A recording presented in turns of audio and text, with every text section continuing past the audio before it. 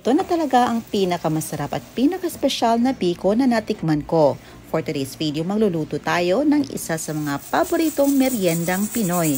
Tara, simulan na natin. Mag-start tayo sa paghugas ng 3 cups of malagkit rice. At mga mamis, huwag natin itapon yung pinaghugasan natin ito dahil pwede natin itong ililig sa ating mga tanim. This will serve as their fertilizer. Pagkatapos nating mahugasan, maglagay tayo ng 2½ cups of water. Lulutuin na natin ito gaya ng pagluto ng regular na bigas. Pan hanggang sa maluto. After a few minutes, ito na luto na ang ating malagkit rice. Set aside na natin ito at i-prepare na natin ang iba pang mga ingredients. Meron tayo ditong 2 pirasong kinudkod na niyog.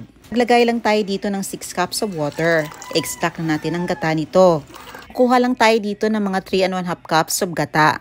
Fresh pick up po mga mamis. At ilagay natin sa ating nonstick pan. Gagawa tayo dito ng latik. Maglagay tayo dito ng 3/4 cups of brown sugar. Itansya nyo lang mga mamis kung gaano kadami inyong gilagay. At kapag kumulo na, mag-add tayo dito ng 1½ cups of shredded langka.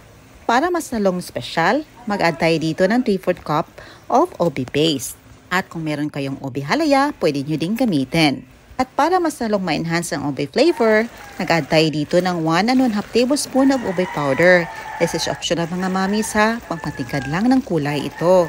I-mix lang natin para ma-fully combine ang lahat ng mga ingredients at para matunaw ang ating ube paste. Kapag nag-listen na ang gata nito, i-add na natin ang nalutong malagkit rice. Paghalo-haluin lang ito hanggang sa ma-fully combine ang lahat ng mga ingredients. At dito maamoy na natin ang bango ng langka at saka ube flavor na nilagay natin. Paka-espesyal talaga ng biko na ito mga mamis, kakaiba sa nakasanayan natin. At kapag naging ganito na, ready to serve na, at hahanguin na natin ito, ilagay sa serving plate na nilagyan ng dahon ng saging para mas lalong bumango.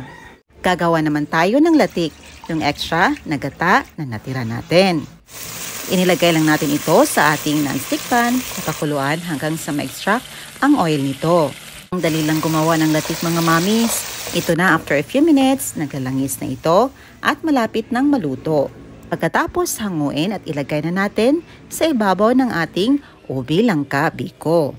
Before that, slice muna natin para matansya natin kung gaano kalaki at kadami ang gusto natin sa ating biko. At gawin nyo lang ang prosesong ito para makagawa tayo ng diamond design. After that, itap na natin ang naluto nating latik. At talaga namang napakasarap ng latik natin mga mamis kung pure gata ang ating gagamitin.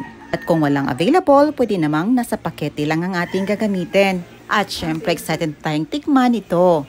Napakasarap, napaka-espesyal dahil sa langka at ube na ating nilagay. Ayan lang po mga mamis, hoping nyo subukan ang ating recipe. Masarap na merienda na pwedeng pangbenta. Thank you so much for watching. See you in my next vlog. God bless you all and stay safe everyone.